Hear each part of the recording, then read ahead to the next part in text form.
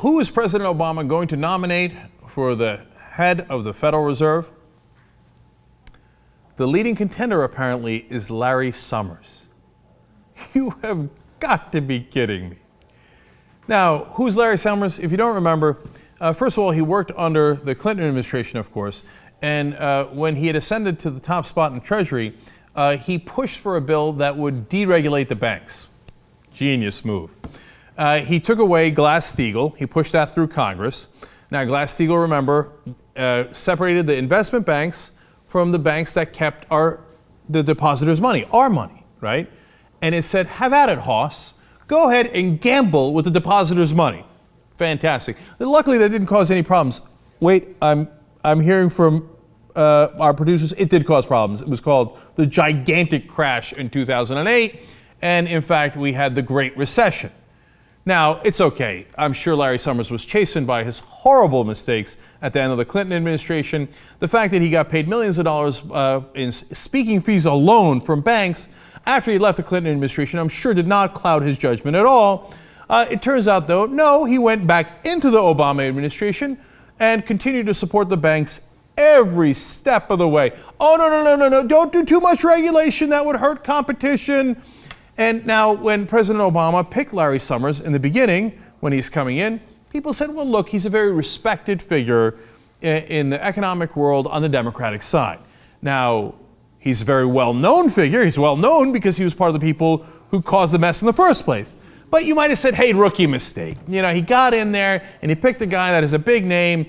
And while Larry Summers was with the administration, he seemed to support the banks in every single instance. I'm sure that was also a wild coincidence. And his protege, of course, is Bob Rubin, who used to work at Goldman Sachs and made millions there, then turned around after the deregulation and made over $100 million at Citigroup because of the deregulation. Oh, these are all wild coincidences.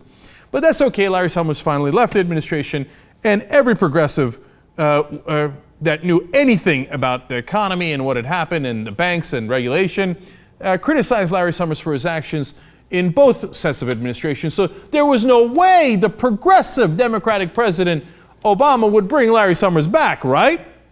The head of the Fed, perhaps the most powerful person maybe on the planet, could be more powerful than the president, sets economic, fiscal policy.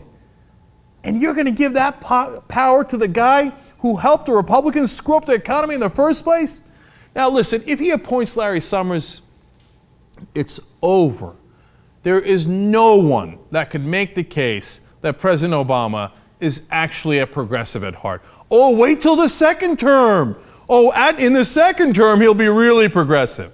Then why would he take the guy most responsible for deregulation, for agreeing with the Republicans, for giving the banks everything they wanted, and give him the most powerful position? Because he's not a progressive. It's when Larry Summers, if Larry Summers is appointed, final nail in that coffin. No one in their right mind could call President Obama a progressive. Now, in case you're wondering, wait, come on, it may be after he left the Obama administration, Larry Summers might have learned his lesson. Nope. When asked about deregulation of the banks and the wild financial instruments that they had created, the derivatives that collapsed the economy in 2008, he said this: I am in less of a hurry to condemn the financial innovation as the cause of the crisis than many, because most financial crises in the past do not seem to have their roots in newfangled financial institutions. Instead, it's probably better to blame the housing bubble. Now look, did the housing bubble have something to do with it? Of course. But that was the trigger. The derivatives were the gun. They're the ones that collapsed on a massive scale. That's the financial innovation he's talking about. There's no way you could be an honest economist and not realize that. And Larry Summers realized it, but he profits off of it. So he didn't learn any lessons. He's going to go back in there and represent the banks. But if that's not enough, one more quote from Larry Summers. He said, at the time, in about 2011, later, according to a former top official at the U.S. Commodities Future Trading Commission, Summers said derivative regulation could potentially cause the worst financial crisis since the end of World War II.